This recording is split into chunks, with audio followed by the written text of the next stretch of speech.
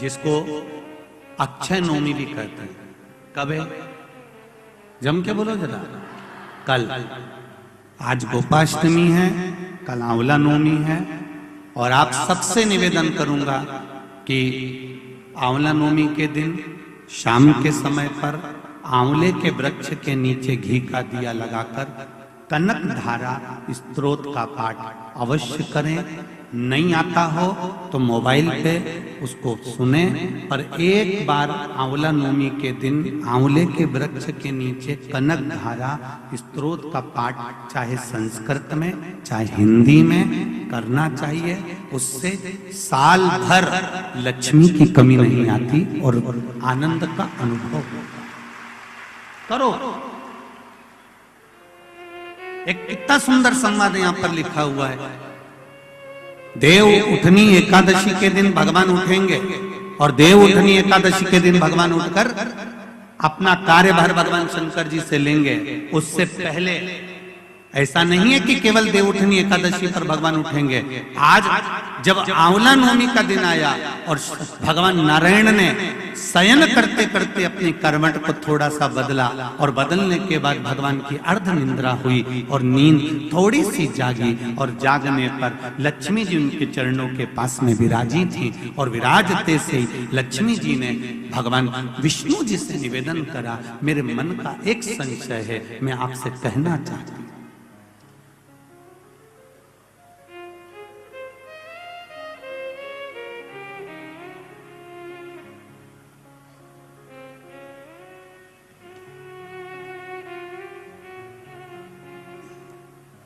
ये हमारे मन का भाव है कि हम भगवान को देव सोनी एकादशी पर सुलाते हैं और देव उठनी पर उठाते हैं। पर हमारी श्रीमद् भागवत कथा कहती है, शिव महापुराण की कथा कहती है, अग्नि पुराण, पद्म पुराण, नर्मदा पुराण हमको वर्णन करती है। एक क्षण की निंद्रा ब्रह्मा जी को आई थी और ब्रह्मा जी की झपकी एक क्षण की लगी थी और हाथ से वेद नीचे गिर गए थे। वेद नीचे गिरे, हयग्रीवा ने धारण कर लिए और चारों तरफ पानी पानी हो गया और पूरी पृथ्वी पानी में जल में मग्न होने लगी। जरा विचार करिएगा, एक क्षण की निंद्रा ब्रह्मा जी को आई और वेद हाथ से चले गए और पानी पानी हो गया। और हम कहते हैं कि देव सोनी एकादशी पर देवता सोते हैं और देव उठनी पर उठते हैं। अगर 4-6 महीने जम के अगर वो सो गया तो एक भी नहीं दिखेगा भीगण का।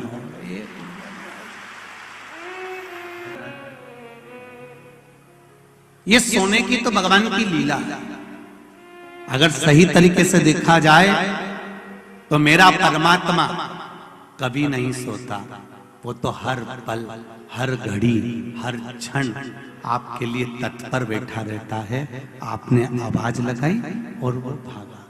देव सोनी एकादशी पर भगवान सोए और देव उठनी एकादशी पर भगवान उठ रहे हैं। उससे पहले जो आंवला नवमी आई, इसको अक्षय नवमी कहा जाता है, इसको आनंद की नवमी कहा जाता है, भंडार भरने वाली नवमी कहा जाता है। उस दिन दिया गया, भरा गया, पुण्य समाप्त नहीं होता, इसलिए इसको अक्षय नवमी भी कहा जाता है। तो लक्ष्मी जी के मन में भाव उत्पन्न हो गया। लक्ष्मी जी ने कहा, प्रभु मेरे को पूछना है आपसे कुछ, मेरे मन का संशय मिटा दीजिए। तो भगवान ने पूछा, वो संशय कौन सा?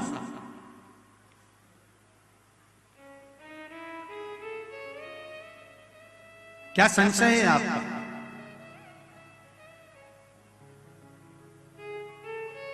मेरा संशय केवल इतना सा है, क्या सोने से पहले आपने भगवान शंकर को पूरी सृष्टि का भार दिया था? क्या शंकर भगवान पूरी सृष्टि को सही से चला रहे हैं? आपको ज्ञात है? भगवान विष्णु बोले, हाँ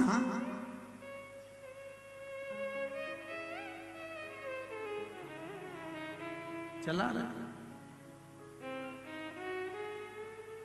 संशय मिटा दो। भगवान ने कहा, कौन सा संशय? मुझे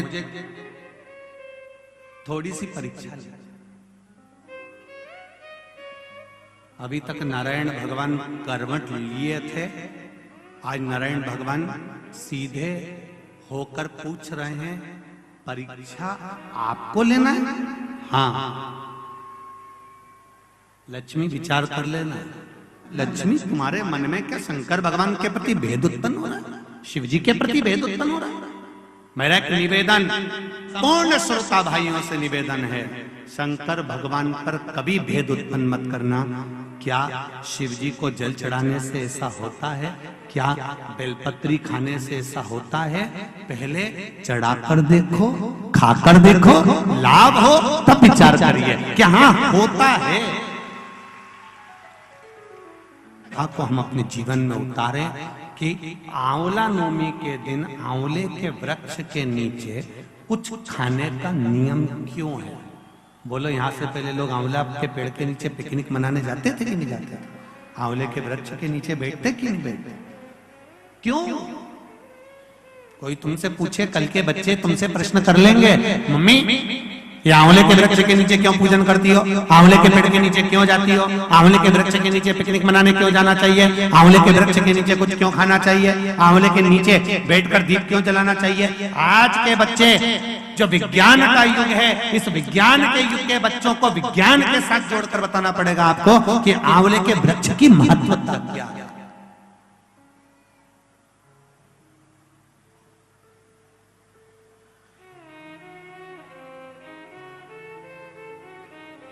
जिस जगह पर आंवले का वृक्ष होता है, उस आंवले के नीचे बैकुंठ का निवास होता है। इसलिए भोजन आंवले के वृक्ष के नीचे करें। कल आंवला नवमी है, आंवले के वृक्ष की पूजन मेरी माताएं, मेरी दीदियां, मेरी बेटियां जब करें, भाई लोगों से भी निवेदन है, समय निकाल कर, केवल माताओं के लिए आंवले का वृक्ष नहीं है, आपके लिए भी है।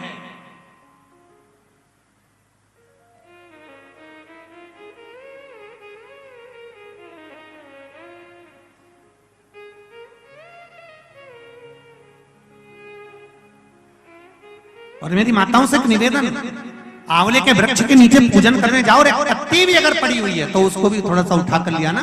अगर घर का कोई व्यक्ति नहीं गया होगा तो उसको मस्तक पर घर में ही वो पत्ती लग जाएगी, तो बैकुंठ का भाव तो उसके पास तक पहुंच जाएगा। उतना भी बहुत।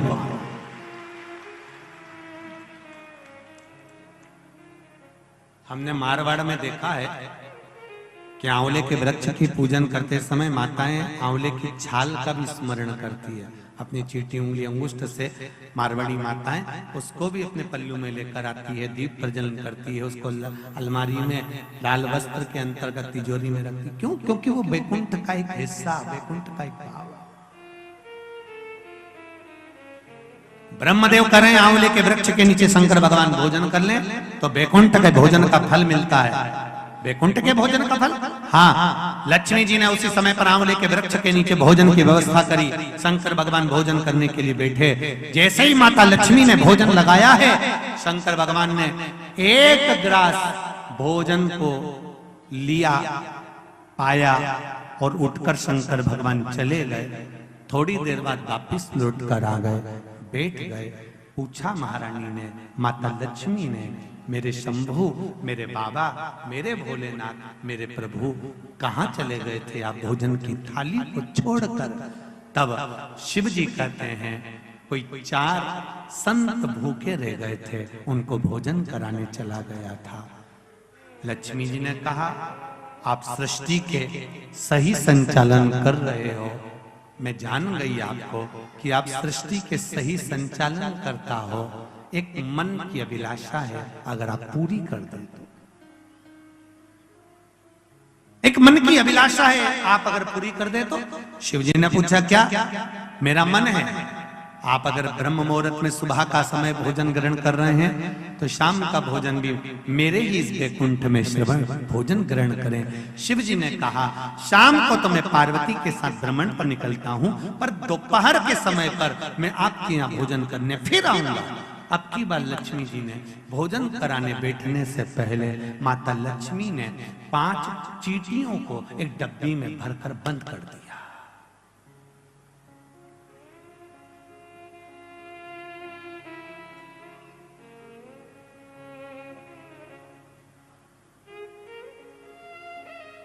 पांच चींटियों को माता लक्ष्मी जी ने डब्बी में बंद कर दिया। भर कर बंद करा। शिव जी भोजन करने बैठे, बड़े प्रेम से भोजन पा रहे हैं भोलेनाथ, और आवाज लगाया भोलेनाथ जी ने, अरे लक्ष्मी, तुम्हारी माता ख्याति देवी मुझको ऐसे ही भोजन कराती थी। तुम्हारी माता ख्याति देवी ने भी मुझे ऐसे ही भोजन कराती थी और मैं प्रेम से पाता था। आज लक्ष्मी, आपके हाथ का भोजन कर कर मुझे ऐसा लग रहा है कि मेरी माता, आपकी माता ख्याति देवी ही मुझे भोजन करा रही है। आपको माता के रूप में आज मैंने देखा है। जैसे ख्याति देवी को देखा वैसे आपको देखा।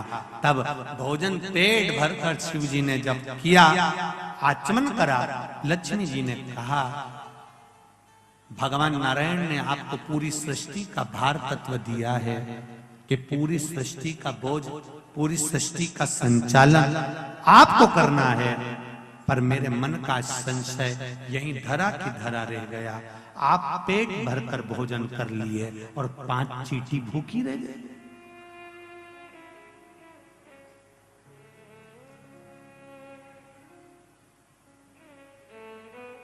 पांच चींटियां भूखी है। शिव जी मुस्कुराकर बोले, अरियो लक्ष्मी, कौन कहता है कि 5 चींटी भूखी है? कहां है चींटियां? लक्ष्मी जी कहती है, डब्बी में मैंने चींटी बंद